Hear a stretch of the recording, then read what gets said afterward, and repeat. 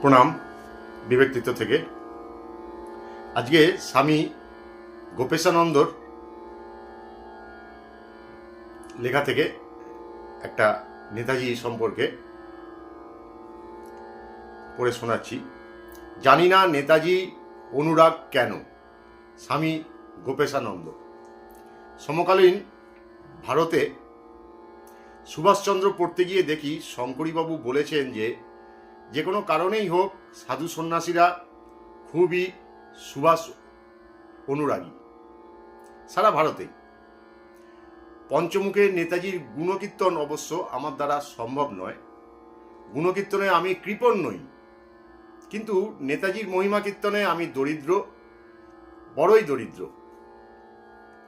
কতটুকু আজ জানতে পেরেছি তার বিষয়ে, তবু মাধুকরীতে যা পেয়েছি তাতেই আমার হৃদয় পরিপূর্ণ।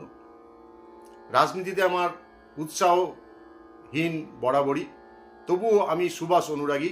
তা কেমন করে, এর উত্তর খোঁজা যাক। নেতাজির দিকে তাকালে দেখি তিনি অভাবনীয় দুঃখ ও বিরাট শক্তির অধিকারী।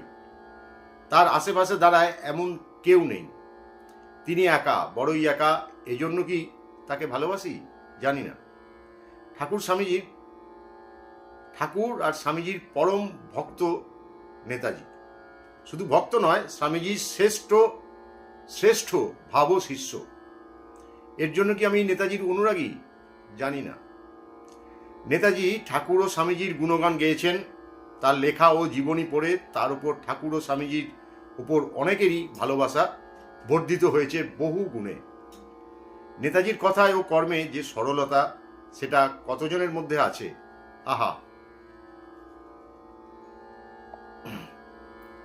আহা, ঠাকুর যদি স্থূল শরীরে তখন থাকতেন, সুভাষকে তাহলে লুফে নিতেন।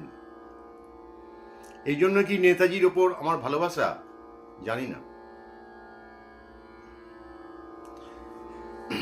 সিঙ্গাপুরে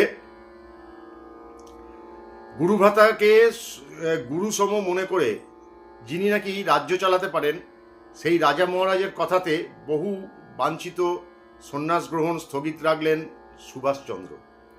অতঃপর তিনি মহারাজের আশীর্বাদ মাথায় নিয়ে ভারতের স্বাধীনতা অর্জনের জন্য মরিয়া হয়ে উঠলেন। এই জন্যই কি নেতাজির উপর অনুরাগ জানি না।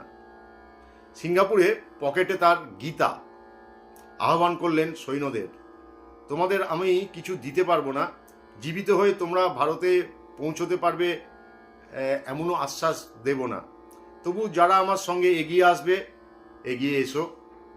কি আশ্চর্য, সৈন্যদল এগিয়ে এলো কদম কদম। এ এক অলৌকিক বাস্তব ঘটনা।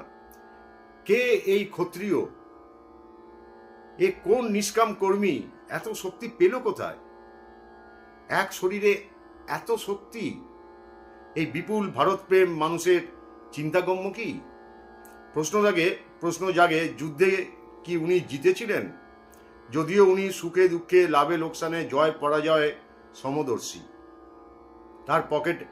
তবে পকেটে যার গীতা অর্থাৎ নারায়ণ যার সারথি, তার কি পরাজয় সম্ভব? নেতাজি আপোষহীন কিন্তু বড় ভালোবাসতেন সকল ভারতীয়কে। আসুন সকলে তাবৎ রাজনীতিবিদরাও, যাদের রাজনীতি নিয়ে উল্টোপাল্টা কথা বলা জন্মগত অধিকার, আসুন সূচি করি মন, সকলে মিলে নেতাজিকে করি প্রণাম। নেতাজি বলেছিলেন, রামকৃষ্ণ ও স্বামী বিবেকানন্দের নিকট আমি যে কত ঋণী, তাহা ভাষায় কি করিয়া প্রকাশ করিব। তাহাদের পূর্ণ প্রভাবে আমার জীবনের প্রথম উন্মেষ। চরিত্র গঠনের জন্য রামকৃষ্ণ বিবেকানন্দ সাহিত্য অপেক্ষা উৎকৃষ্ট সাহিত্য আমি কল্পনাও করতে পারি না। আচ্ছা, এটা যেটা নিলাম, যার লেখা আপনাকে বললাম, এটা সমাজ শিক্ষা 50 বর্ষ স্মারক গ্রন্থ থেকে অংশবিশেষ। পূজনীয় স্বামী গোপেশানন্দজি ছিলেন পরম পূজ্য স্বামী আত্মস্থানন্দজির অনুজ, বরিশা রামকৃষ্ণ মঠের প্রথম অধ্যক্ষ, পরে বরানগর রামকৃষ্ণ মিশনের সম্পাদক হন।